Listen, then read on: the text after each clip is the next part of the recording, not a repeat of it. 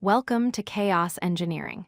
In this video, we'll explore how to test distributed systems by intentionally injecting failures to validate fault tolerance. This is the first video in our distributed systems series. Chaos engineering is the practice of intentionally injecting failures into production systems to discover weaknesses before they cause real outages. It's about testing systems by breaking them in controlled ways to build confidence in their resilience. Instead of waiting for failures to happen randomly, we proactively simulate them to understand how our systems respond. There are 4 key reasons why chaos engineering matters. First, find issues before customers do by discovering system weaknesses proactively.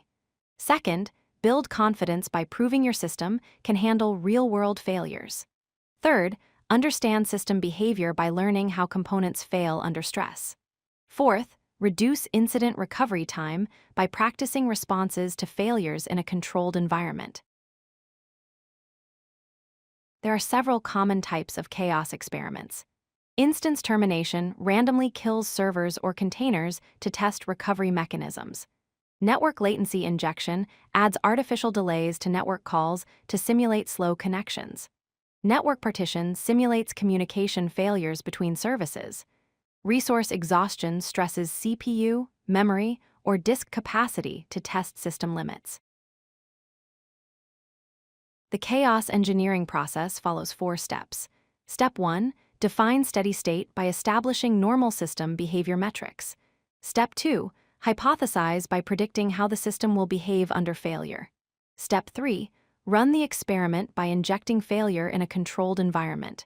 Step 4, analyze results by comparing actual behavior versus expected behavior. Here's a practical example using the Chaos Toolkit in Python. We define a function that injects network latency by adding 200 milliseconds of delay to payment API calls for a duration of 5 minutes. We then monitor the system using metrics observation on response time to see how the application handles the increased latency. Several tools help implement chaos engineering. Chaos Monkey randomly terminates instances in production to ensure resilience. Gremlin provides an enterprise platform for controlled chaos experiments. Chaos Toolkit is an open-source automation framework for chaos experiments. Litmus is a Kubernetes-native chaos engineering platform specifically designed for containerized environments. When practicing chaos engineering, follow these best practices.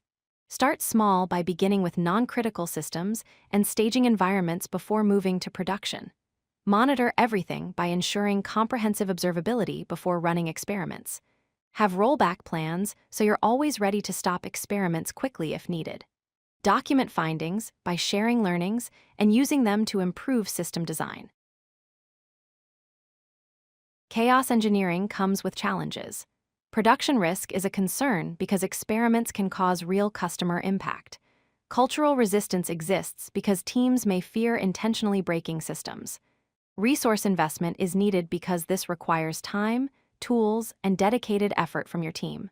Scope definition can be complex because determining what and when to test requires careful planning. Let's review the key takeaways. Chaos engineering validates system resilience through controlled failure injection. Start small, monitor extensively, and always have rollback plans in place.